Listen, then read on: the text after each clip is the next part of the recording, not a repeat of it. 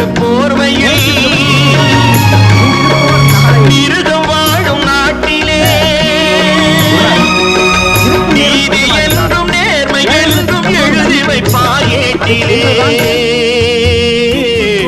எழுதி வைப்பார் ஏட்டிலே.